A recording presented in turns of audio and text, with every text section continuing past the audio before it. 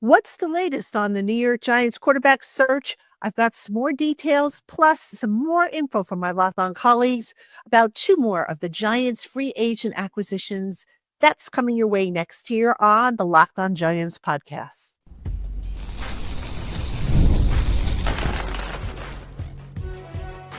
You are Locked On Giants, your daily New York Giants podcast, part of the Locked On Podcast Network, your team every day. Hello, New York Giant fans, and welcome to another edition of the Locked On Giants podcast, part of the Locked On Podcast family, your team every day. I'm your host, Patricia Traynad, credentialed member of the New York Giants media for Locked On, as well as for New York Giants on SI, which is where you can find all my written work.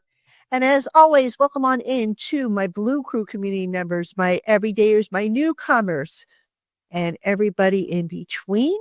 Thank you so much for spending part of your day with us here on the Locked On Giants podcast. And today's episode of the Locked On Giants podcast is brought to you by FanDuel. Right now, new customers can get $200 in bonus bets when your first $5 bet wins. Visit FanDuel.com today to get started. All right, Giant fans, I feel like I've been talking about this all week long, but as the world spins, so does another day go by with the Giants not having a quarterback solution. I'll give you the latest where I think this is going, just based on the latest information I have. And as I've been doing all week long, the timestamp that this is being recorded is Thursday night, 8:15 p.m. Eastern. So if you happen to be watching this and something changes, don't say, oh, your information's wrong. I'm giving you the information I have as of 8:15 p.m. Eastern. So that's going to be our last segment. Then in segment 2, we will hear from Marcus Mosher of Locked On Cowboys. He and I did a quick hit on basically Chauncey Golson, the new defensive lineman that the Giants signed in free agency. So Marcus gave us a lot of good information about Chauncey Golson, which I'll share with you in segment 2. And then finally, last but certainly not least, segment 3, Tony Wiggins of Locked On Jaguars joins me to talk about Robertson-Harris. Now, I know Robertson-Harris was with the Seahawks last year. I think it was just for a half a year or so. So before that, he was with the Jaguars a little bit longer. So Tony, I felt, would be a really good source to tap into to find out more about him. Plus, I love Tony to death. He's like a big brother to me. So I love Tony. Of all my Locked On hosts, they're all like brothers to me. So that's our show for today. And let's get into it. Let's get started. All right, so the latest with the quarterback situation, it came out late last night that Aaron Rodgers was off on some beach contemplating his future. Maybe he was listening to music, whatnot. Bottom line is there still hasn't been any sign as to what he plans to do. All right, and the Giants, to their credit, either because they know they're not going to get him or they have an inkling they're not going to get him, they're moving ahead with contingency plans. So they had a meeting on Thursday with Joe Flacco, who was most recently with the Indianapolis Colts, and they are meeting with Russell Wilson on Friday. All right, now Russell Wilson had the meeting with the Cleveland Browns on Thursday. He left around, I think it was about 3 o'clock or so, 4 o'clock Cleveland time, and he was on his way to New York to have dinner with the Giants brass. And then they're going to have a full-blown meeting on Friday. So here's kind of where we're at with this. The Giants, well, they're not going to sit around and wait for Aaron Rodgers, to make a decision. Aaron Rodgers could make a decision by Friday, which will probably be the case because I have to leave the house. And every time I leave the house, that's when something big happens. No, but seriously. So it could be Friday. It could be next week. Who knows? Now, according to the NFL Network, Aaron Rodgers is actually in Australia. So maybe he doesn't make the decision until he gets back to the States. Who knows with him? Nobody seems to know what Aaron's going to do. And Aaron, just the whole idea of him kind of holding things up because he is the next major domino. So potentially what may happen here if you're the Giants is, how long are you going to wait for this guy? You've given him supposedly your best offer. Supposedly his agent took it back to Aaron and he's mulling it over and thinking about it. All right. Make a decision already.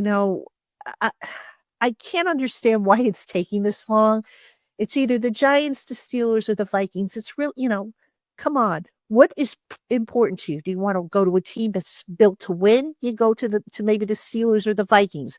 Do you want the challenge of redeeming yourself in the biggest media market after two, bad years with the Jets? You go to the Giants. Want to, be a part-timer and then yield to a young rookie quarterback? You go to Minnesota. You want to go someplace where you're going to be the man? You go to either Pittsburgh or the Giants. It's really not that hard, but Aaron seems to like the intention.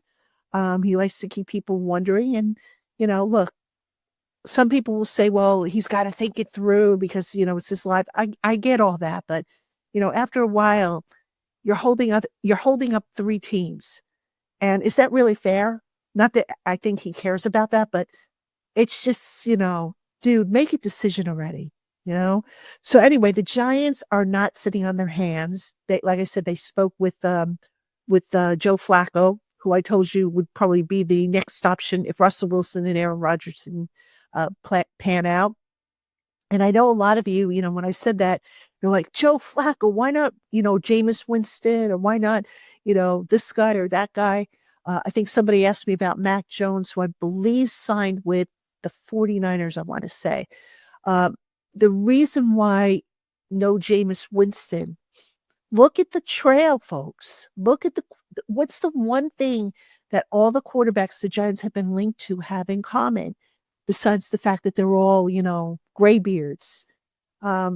They all have been to a Super Bowl. They all have won a Super Bowl.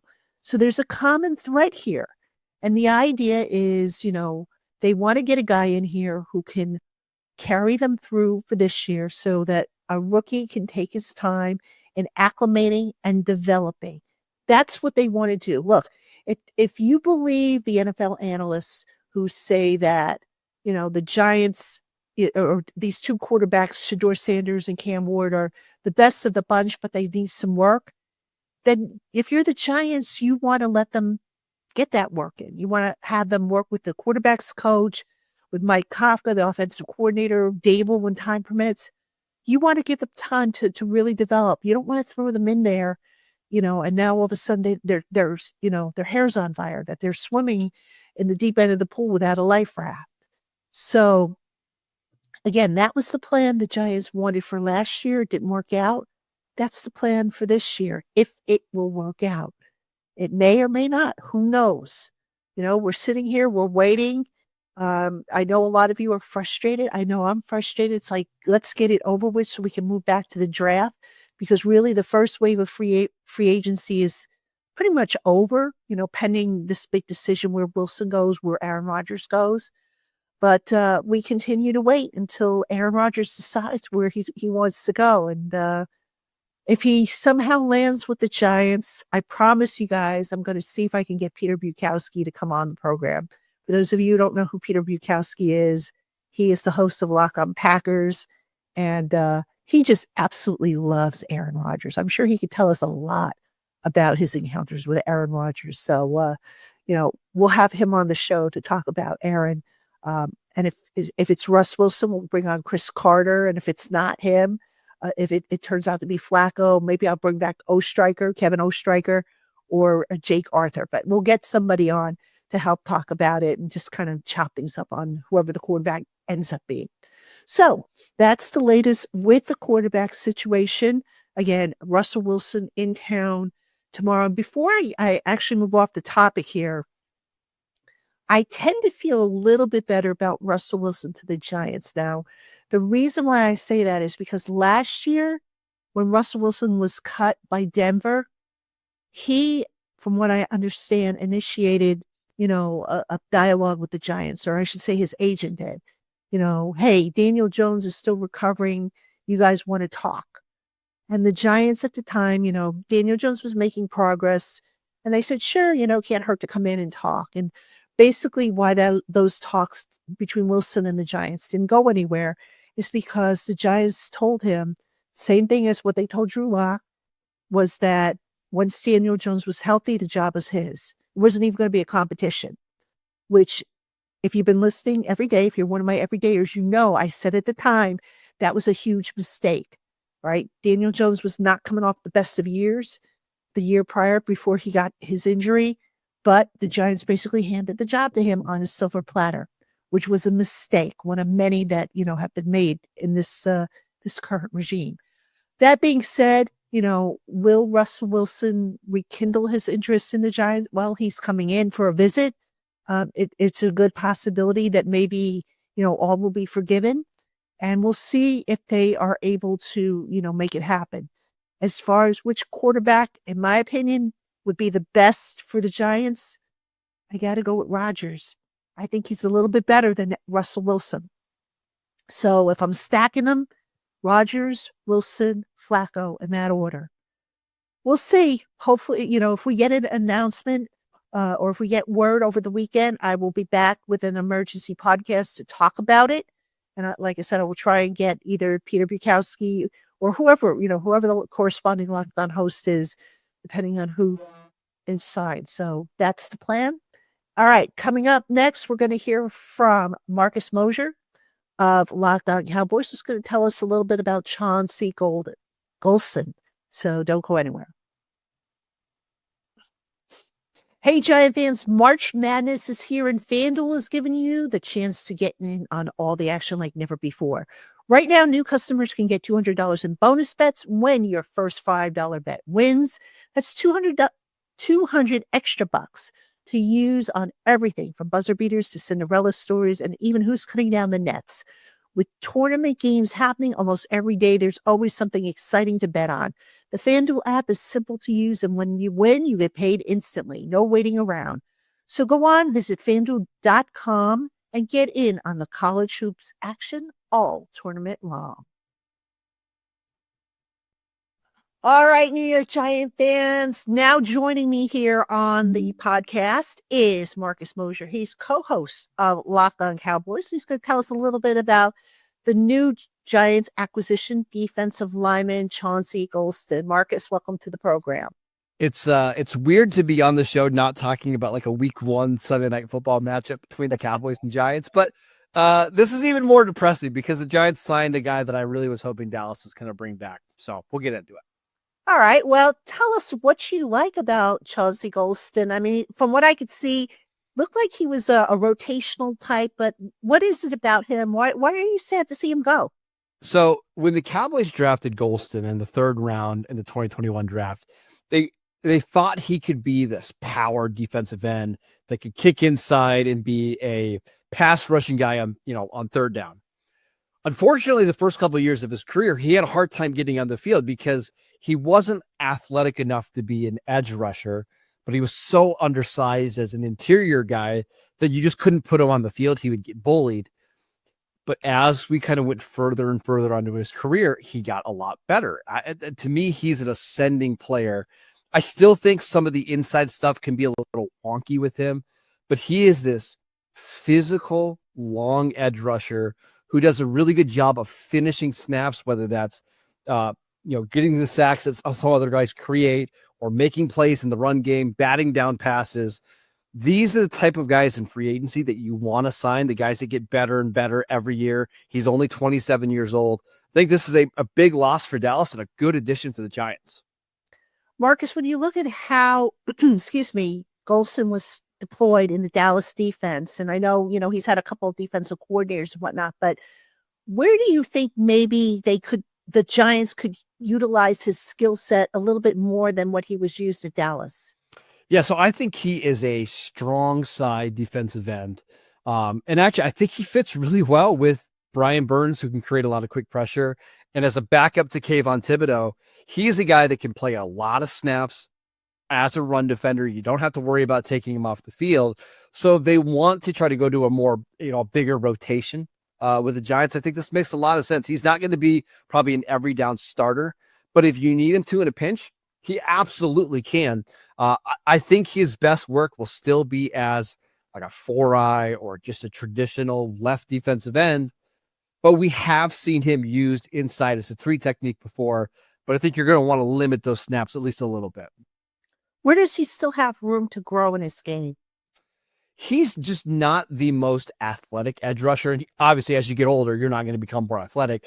But he is long. He's physical. Where he can continue to improve is the hand technique. And the good thing with him is he is somebody that is a very hard worker and he's dedicated to his craft. And to be honest, that's where he's improved the most over the last couple of years. I would assume that's going to continue to get better. And with his length, if he can learn how to use it a little bit better, Patricia, I see a guy that could be in the NFL for a long, long time because he's got that kind of ability. You mentioned he could possibly be a 3 tech. So if he lines up next to Dexter Lawrence, how do you think he would complement Dexter's skill set? Well, I think anybody that lines up next to Dexter Lawrence is going to perform well, right? Because Dexter takes that much attention. So you're going to get him in a lot of situations where it's one-on-one with a guard. Now he's quick enough to do that role. It's just he's not Justin Tuck, but he can do that on a couple snaps a game. I don't think you want him there full time. You want to move him around a little bit, but when you already have a full starting defensive line with Thibodeau and with Burns and with Dexter Lawrence, you need guys like this that can kind of fill in the gaps. Like, hey, Burns is going to be out for a series or 2. He's getting his ankle retaped. Here's Golson playing strong or weak side defensive end. Or if you need him to come in and give you some snaps on the inside, he can do that as well. He's just a very good overall player. Backing up just a little bit, I know a lot of times Giant fans or fans in general always want to know, if this guy is so good, why wasn't he retained? Why didn't the Cowboys keep him? Good question. I'm going to probably ask that myself today on Locked On Cowboys. I think the part of it is I don't know if Dallas wanted to commit to a 3rd year, and that's one of the things Golson got was a 3-year deal. Dallas generally signs this type of player to a 1 or 2 year deal. It's also worth mentioning Dallas drafted Marshawn Nealand in the 2nd round last year, who has a similar skill set. They drafted Sam Williams in the 2nd round a couple of years ago, who they're trying to get on the field. I think the Cowboys wanted Golson back. I just think they got priced out a little bit, and I don't think they wanted to commit that much money long-term. But Patricia, I would have done this deal in a heartbeat if I was the Cowboys GM. So I think the Giants got a steal here. You mentioned, athleticism is an issue, but what are some of the things that you feel the Giants, who have a very good defensive line coach in Andre Patterson, a good, set of linebackers coaches, what do you feel they can teach him to maybe compensate for some of what he lacks? Yeah, just trying to win a little bit earlier with him. He's somebody who is not going to win quickly off the line of scrimmage and get those fast sacks. That just hasn't been what he's done in his career. He's been somebody that's done a good job of finishing when other players create. So if he can be a little bit more dynamic off the snap, work on that get off, I think that can improve as well. Work on the hand technique. Maybe you'll see someone, Patricia, that ends up being a 6 to 7 sack player a year. But that's not really why you're signing him. You're signing him because he can do a little bit of everything well. And when you just need a 3rd defensive end, which the Giants clearly need, this is the perfect guy to go out and target. And then finally, Marcus, what's something about Chauncey that Giant fans should know that, we haven't already talked about? He's just a great guy. Like, he's so easy to root for. He's so humble, but he's got a little bit of a silly side. Like, a lot of times in free agency, you're wondering how these players are going to fit into the locker room and the culture. No concerns with Golson at all. I think he's going to become a fan favorite right away. You saw his personality really start to come out the last 2 years as he's gotten more accustomed to the NFL. I think Giants fans are going to fall in love with him the more they hear from him and talk to him. Marcus, appreciate all the insight. He is Marcus Mosher, co-host of Locked On Cowboys. Please, Giant fans, make sure you're checking out our other Locked On programs. We've got NFL, we've got NBA, NHL, we got MLB going strong right now as the season as we get ready for the MLB season. So I want to thank you, Marcus, for coming on. Giant fans, stay tuned. We will have much more on the Giants free agent acquisitions from our Locked On experts as well as our NFL guests. Hey, Giant fans, ever check your bank account and wonder, where did all my money go? Between dining out, online shopping, and entertainment, it's easy to lose track. That's where Monarch Money comes in, your personal CFO giving you full visibility and control over your finances. Monarch Money isn't just a budgeting app. It's a complete financial command center. You can track all your accounts, investments, and spending in one place so you stop just managing your money and start building wealth. Instead of juggling multiple apps, you can use Monarch to check your finances, track spending, and even plan long-term goals. Managing money with your partner is smoother than ever. You can track shared and personal accounts, set goals, and stay on the same page without the stress. Take control of your finances with Monarch Money. Use code LOCKEDONNFL at monarchmoney.com to get 50% off your first year. That's monarchmoney.com, code LOCKEDONNFL for 50% off your first year. All right, Giant fans, welcome back to the Locked On Giants podcast. I'm your host, Patricia Traina, and I hope you just enjoyed the segment before with Marcus Mosher of Locked On Cowboys. Now, coming up, we're going to hear from Tony Wiggins from Locked On Jaguars, who's going to tell us about Robertson-Harris. Again, but before we get to that interview, just real quick, our next show is going to be on Monday. But again, if the Giants do get a decision on the quarterback, we will do an emergency podcast. All right. We'll break that down for you so you don't have to wait till Monday. And then we still have to hear from Corbin Smith of Locked On Seahawks, who's going to tell us about the new offensive lineman that they signed, Stone Forsythe. And he also mentioned a little bit about Robertson-Harris as well. So, but anyway, let's get into it with Tony Wiggins of Locked On Jaguars about Robertson-Harris. All right, New York Giant fans, we are now joined by one of my most favorite people in the whole wide world. It is so rare that I get to talk to this gentleman. And when I do, it just lights up my day. He is Tony Wiggins, the host of Locked On Jaguars. And look, any excuse I have to talk to this gentleman, I take. And the excuse I'm using here is the Giants. One of the Giants' new signings, Robertson-Harris, used to play for the Jaguars. Now he was traded to the Seattle Seahawks, but I brought Tony on because A, I love him to pieces, and B, to find out a little bit more about him, because Robertson-Harris was with the Jaguars, I think, for 3 years, 4 years, 3.5 years, something like that. Yeah, he came in on a 3-year deal, and then after 2 years, he got an extension, and he was then traded. He was one of the first people Urban Meyer signed when he got to Jacksonville in that first year. All right, so Tony, tell us about this guy. From what I can see, he's versatile, can play the pass, do the pass rush, push the pocket a little bit. What else can you tell us about him? In a 4-man front and an odd front, he's a 3 technique. And in an even front, he's a 3 technique. In an odd front where it's a 3-4, you can play him at big end, or you can still line him up on that other side as that 3 technique, or the 3T or the 3I. It will depend on how you play. And he'll flash. He's long, he's big. When you see his build, it kind of reminds you of Eric Armstead, or a little bit smaller version of Calais Campbell. And the one thing I will tell Giant fans about, teams are not going to be able to target him and have success. It's not like teams are going to sit there and go, I'm putting the good part first.